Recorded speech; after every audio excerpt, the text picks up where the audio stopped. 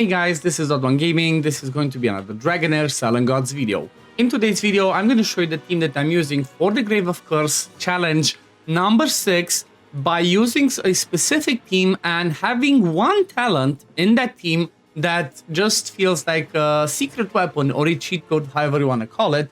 The funny thing is, I'm actually not using these buffs, right? I just did not, I did not get around looking at these ones and getting exactly the right stuff to be able to boost this, but obviously these are going to bring us a ton more help. However, I could do it completely without them, right? So let me just show you the team.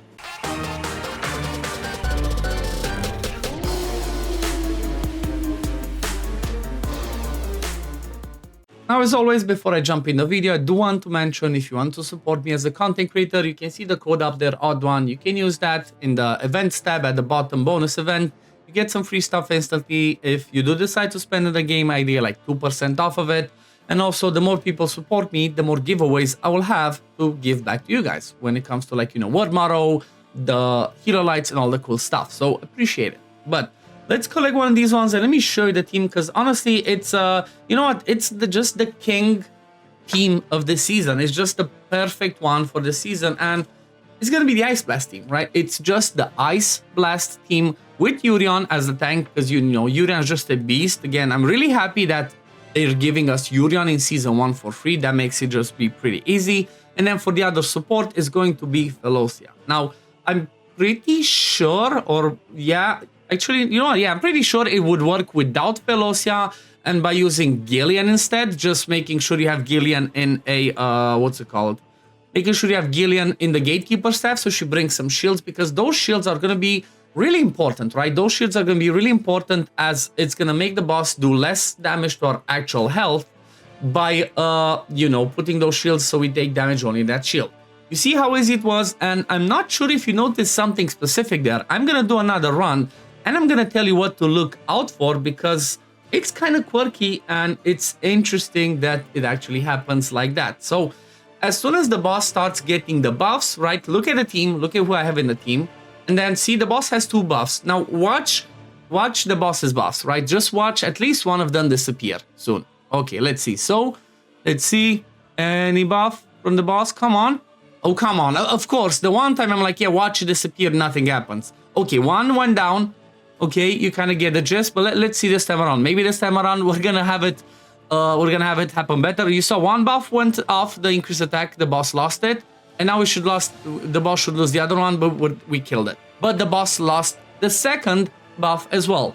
And there's nobody in this team that removes buffs, right? There's no Piñara, there's no, you know, Urion doesn't have enough accuracy, plus Urion only removes shields with this one, no buffs. So how did I do it? Well, let's check it out, because there's a quirky, like I said, there's a quirky specific thing that you can do in order to remove those buffs, and it has to do with the Ice Blast people's talent.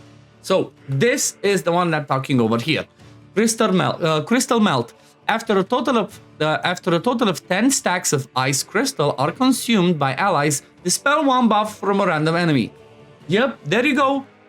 That's how you can do it, by actually just using an Ice Blast team, not bringing somebody who removes buffs. You can use this team specifically, and you get this one, and you're gonna remove it. Now, one thing that I'm not 100% sure, which, you know what, let's test it out, because if both of them have it, they should be able to remove 2 buffs from the boss, right, if it doesn't require accuracy. So what I'm wondering is does that talent require accuracy or not? If it does, then obviously there's no point getting it on Zorak. Then you only need to put that one on Sheena, which is gonna have accuracy, and that's about it. But let's see, are there gonna be 2 buffs dropped or not once we see one disappearing? Because it should be like that, right? If it doesn't require accuracy, then both of them should drop at the same time. Let's see.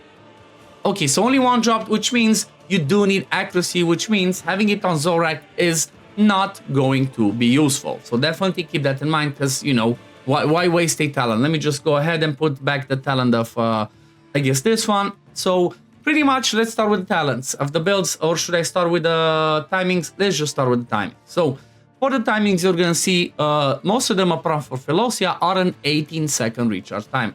And you're going to see that they start at 11.2 for Zorak, 11.3 for Sheena, and then 12.5 for Beldel. But you're going to look at me like, well, they're not at 11. Well, they are not. However, Velocia is at 11, the first ultimate, and she's running the, what's it called, Puppeteer's Inspiration, which makes it so much easier for her to be able to boost everybody else, so we go on an 18-second rotation. But let's check the talents for everybody else, I guess, because you know what, those talents can be pretty game-changing sometimes. So when we start with Velocia, you're gonna see I went 2 of them over here and then at the top, Urian fully towards the middle, then Beldel, I kind of feel like this is the best way to go for her. This one to give her back some of the ice crystals, this one over here in the middle, this one to give her the damage up, and then obviously at the bottom so she gets more attack.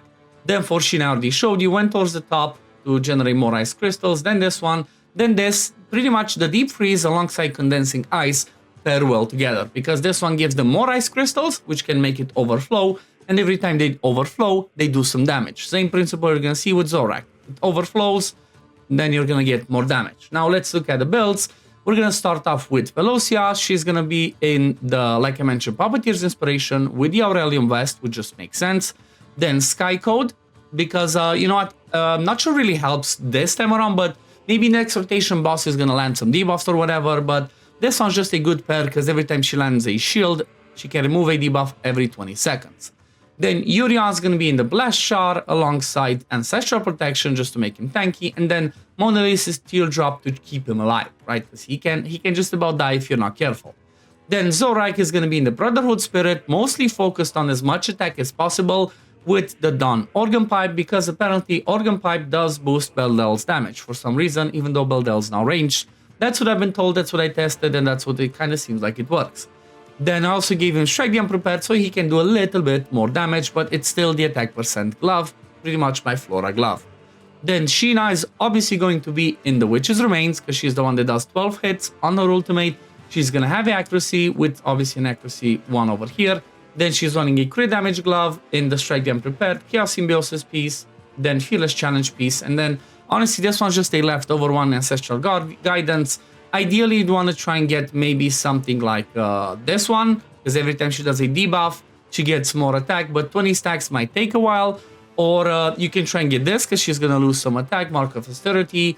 But I think the ideal one would be, you know what, maybe just this, right? Especially for this fight, because we lose some of the HP. Then if you look at Beldel, Beldel's obviously the queen of this fight, because she's the, you know, amazing damage dealer. I just love her. I'm so happy I got her. She's running Blooms of Prina, because I do not have her exclusive artifact. Crit damage over here. Here resist, but I have, like, you know, all good substats that I like. Then she's running a crit rate glove in Strike the Unprepared. Attack percent chest imposing presence. This is the piece that I brought over from season 1. Fearless Challenge, again, same piece I got from another piece that I got from season 1. And then obviously Bloodshade Mark, because this is the best one complementing the Fearless Challenge for any fight. Because overall, you're gonna get more attack by getting 20% from the ally with the highest attack than you would be getting from the Chaos Symbiosis. At least, you know, even just trying to think at maximum. Maximum, you get 18% attack, whereas this one can give you 20% attack of another allies, right? And in this case, having Zorak with, like, you know, almost 8,000 attack is gonna be a perfect complementing stat. Maybe I should just try and get Bloodshade Mark for her as well. You know what? Let me just do that. Let me just give it. Even though I'm gonna have a really low crit rate, it's still gonna work just fine. But that pretty much covers it for today. That's pretty much the team. I hope you enjoyed it. I hope it helps you beat it, because you know what? Beating the highest challenge stages is gonna be huge for you trying to get the best possible pieces on your account to have for this season, and to be able to carry those Mythic Plus pieces for season 2 as well, season 3 as well. But anyway, thank you for watching. As always, if you do enjoy my content, don't forget to like the video, subscribe to the channel to see when I upload next. Don't forget to support using code OddOne that you see at the top. And yes, I'm gonna see you on the next one. Peace, love, take care, everyone. Bye, guys.